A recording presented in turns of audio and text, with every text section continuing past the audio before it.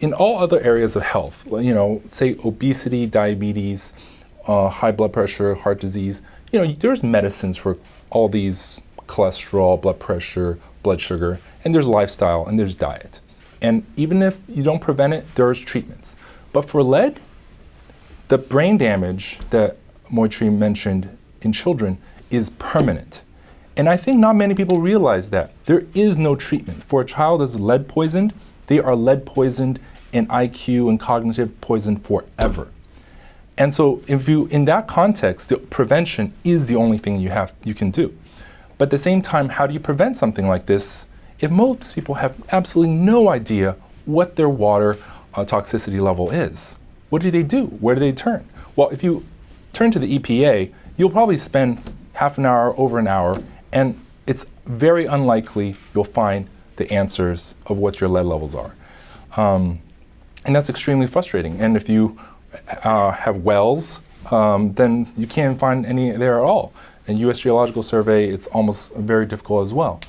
And nationwide, the NRDC says there's 18 million Americans drinking lead-contaminated, high lead level waters. And USA Today puts that at 2,000 water systems in America. These are just cities. These are not rural areas. And there's actually 4 million people living in rural areas that are completely outside of city water departments that even test them whatsoever. So there's a huge amount. And again, at the 15 parts per billion EPA action level, that is just the tip.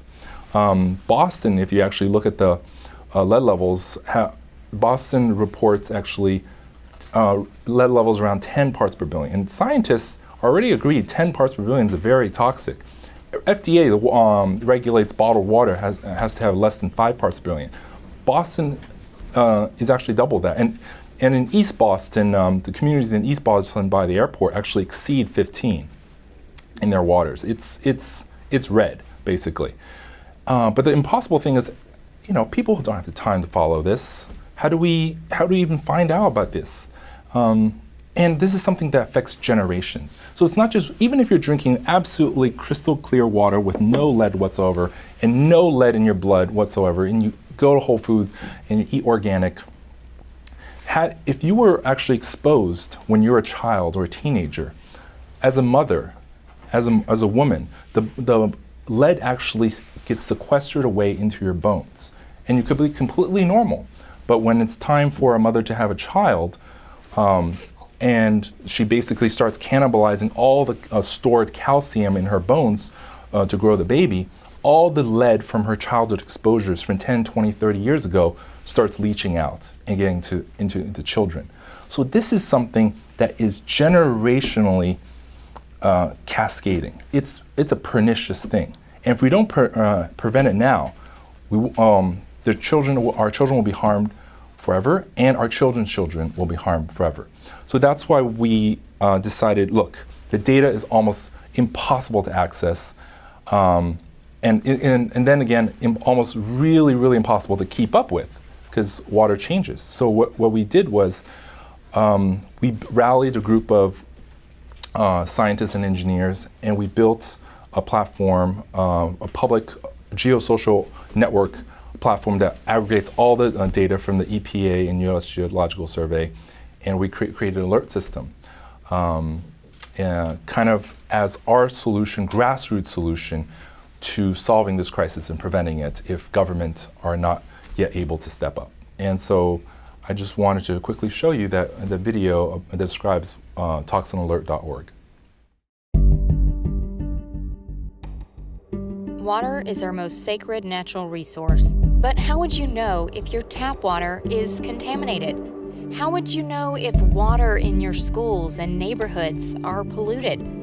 And if you knew, how could you alert your community?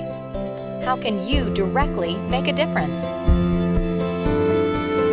Toxin Alert is the first ever nationwide social network and alert system for water. Founded by public health scientists from Harvard and a team of parents and engineers, our mission is to empower citizens to protect our children's health. We provide the latest water quality data from EPA and other agencies, combined with lab-certified tests of water samples sent from a network of active citizens like you. You'll receive up-to-date critical alerts of potential water hazards near you and gain the power to alert your community. Join Toxin Alert and help us prevent future tragedies together. With your support, we can help make sure it will never happen again. Let's do it for our children and their future.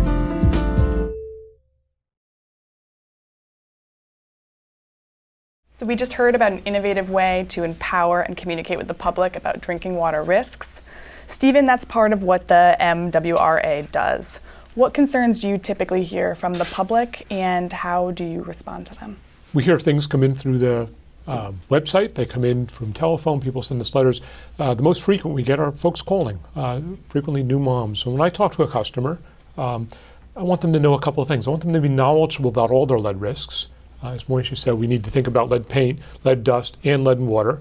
We don't want to misdirect someone and get them to thinking that there's only one issue they should think about.